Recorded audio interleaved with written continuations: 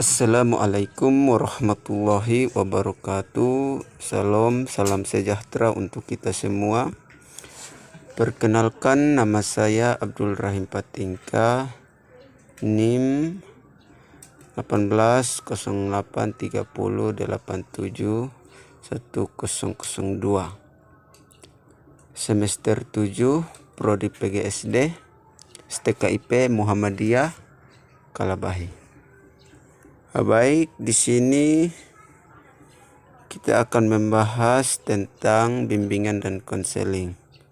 Poin-poin yang akan dibahas yaitu yang pertama, makna bimbingan dan konseling, yang kedua, ciri-ciri bimbingan dan konseling, yang ketiga, perbedaan bimbingan dan konseling, yang keempat, alasan pentingnya pelayanan bimbingan konseling di sekolah madrasah.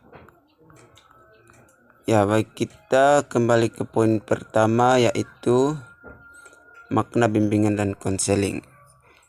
Bimbingan adalah pemberian bantuan kepada individu atau kelompok yang membutuhkan bantuan untuk membantu seseorang mengatasi masalahnya atau menggali potensi yang dimilikinya. Sedangkan konseling adalah bantuan yang diberikan oleh konselor kepada konseli atau klien secara langsung atau tatap muka dalam memecahkan masalah kehidupannya yang dilakukan oleh tenaga profesional yang dilakukan secara berkesinambungan atau terus-menerus.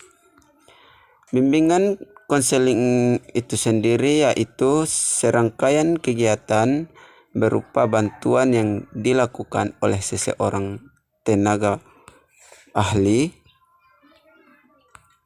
pada konseli atau klien dengan cara tatap muka, baik secara individu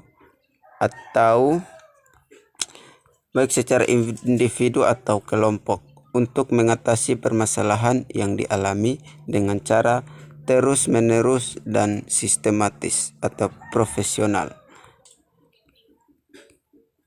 Poin yang kedua yaitu ciri-ciri bimbingan dan konseling. Ciri-ciri bimbingan. Prayitno dan Erman Amti dalam kurung 2004.297/99 mengidentifikasi ciri-ciri pelaksanaan bimbingan, yaitu yang pertama, pelayanan bimbingan merupakan suatu proses. Yang kedua, bimbingan merupakan proses pemberian bantuan non-material atau seperti uang, hadiah, sumbangan, dan lain-lain, melainkan bantuan yang bersifat menunjang bagi pengembangan pribadi bagi individu yang dibimbing. Yang ketiga, bantuan itu diberikan kepada individu baik perorangan maupun kelompok. Yang keempat, pemecahan masalah dalam bimbingan dilakukan oleh dan atas kekuatan klien itu sendiri. Yang kelima, bimbingan diberikan oleh orang-orang yang ahli, yaitu orang-orang yang memiliki kepribadian yang terpilih dan telah memperoleh pendidikan serta latihan yang memadai dalam bimbingan dan konseling. Yang keenam, yaitu bimbingan tidak hanya diberikan untuk kelompok-kelompok umur tertentu saja, tetapi meliputi semua usia, mulai dari kanak-kanak, remaja, dan orang dewasa. Yang berikut, pembimbing tidak selayaknya memaksakan keinginannya kepada klien karena klien punya hak dan kewajiban untuk menentukan arah dan jalan hidupnya sendiri sepanjang dan tidak mencampuri hak-hak orang lain. Ciri-ciri yang terakhir yaitu bimbingan dilaksanakan sesuai dengan norma-norma yang berlaku. Yang berikut yaitu ciri-ciri konseling.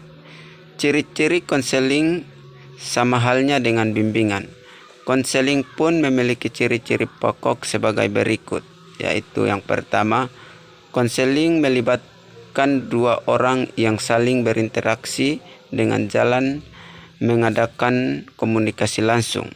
Yang kedua, konselor dan konselin saling berbicara. Klien berbicara tentang pikiran-pikirannya, tentang perasaan-perasaannya, tentang perilakunya, sedangkan konselor mendengarkan dan menanggapi hal-hal yang dikemukakan klien. Yang ketiga, interaksi antara konselor dan klien berlangsung dalam waktu yang relatif lama dan terarah kepada pencapaian tujuan. Yang keempat, tujuan dari hubungan konseling ialah terjadinya perubahan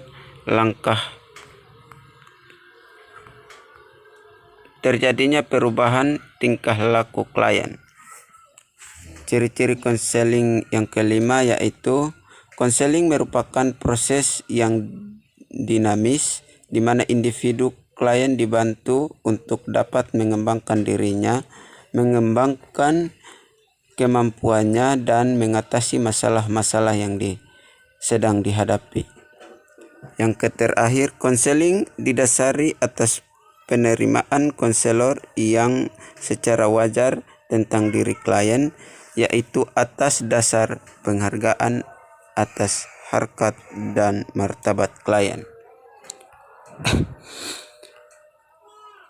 Poin yang berikut yaitu perbedaan bimbingan dan konseling. Perbedaan bimbingan dan konseling. Perbedaan antara bimbingan dan konseling dapat dilihat pada poin-poin berikut, yaitu yang pertama, bimbingan merupakan nasihat atau informasi relevan yang diberikan oleh atasan untuk menyelesaikan masalah atau mengatasi kesulitan, dikenal sebagai pedoman. Sedangkan konseling mengacu pada saran profesional yang diberikan oleh seorang konselor kepada seseorang untuk membantunya mengatasi masalah pribadi atau psikologis. Perbedaan yang kedua yaitu bimbingan bersifat preventif, sedangkan konseling cenderung penyembuhan atau perbaikan. Yang ketiga, bimbingan membantu orang tersebut dalam memilih alternatif terbaik, sedangkan konseling cenderung mengubah perspektif untuk membantunya mendapatkan solusi sendiri. Yang keempat, bimbingan adalah proses yang kompetensif yang memiliki pendekatan eksternal, sedangkan konseling berfokus pada analisis masalah yang mendalam sampai klien memahami dan mengatasinya sepenuhnya. Yang kelima, bimbingan diambil pada isu-isu terkait pendidikan dan kiner, sedangkan konseling diambil ketika masalahnya terkait dengan masalah pribadi dan sosio-psikologis.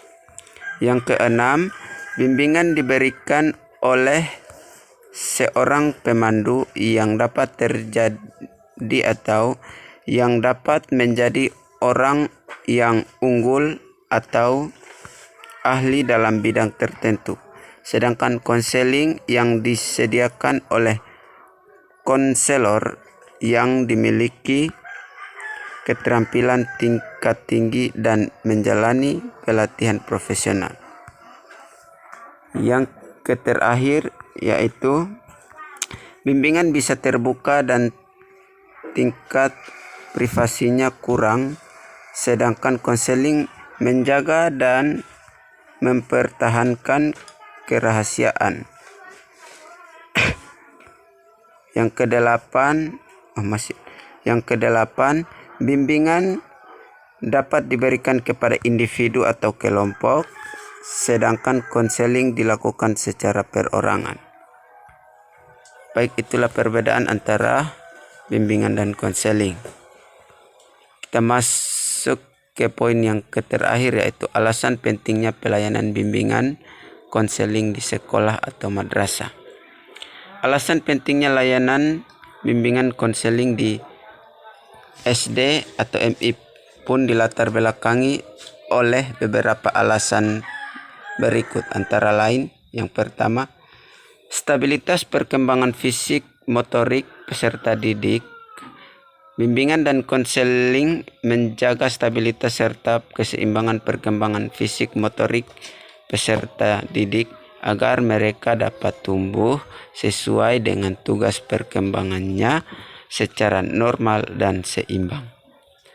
Yang kedua, stabilitas perkembangan kognitif peserta didik.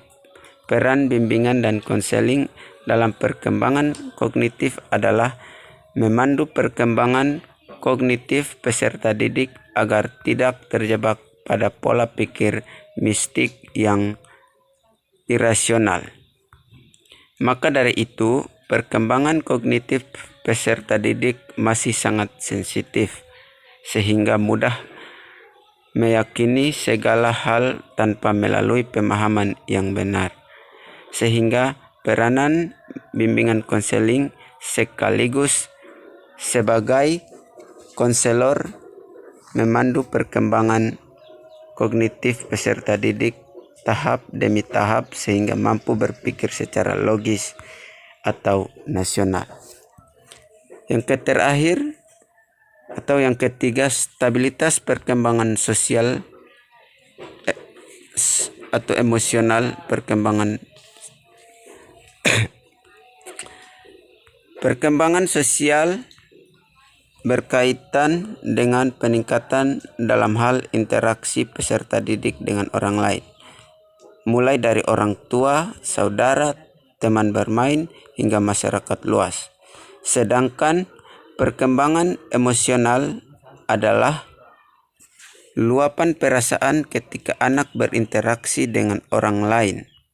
Peran bimbingan konseling dalam perkembangan sosial emosional ini adalah mengantisipasi perilaku sosial peserta didik sejak dini dan memberikan terapi psikis agar peserta didik yang mengalami masalah dapat mengendalikan diri. Terima kasih, mungkin itu saja yang dapat disampaikan atau yang kita bahas pada saat ini. Kurang dan lebihnya mohon maaf. Apabila ada kesalahan mohon dimaafkan. Terima kasih atas perhatiannya. Assalamualaikum warahmatullahi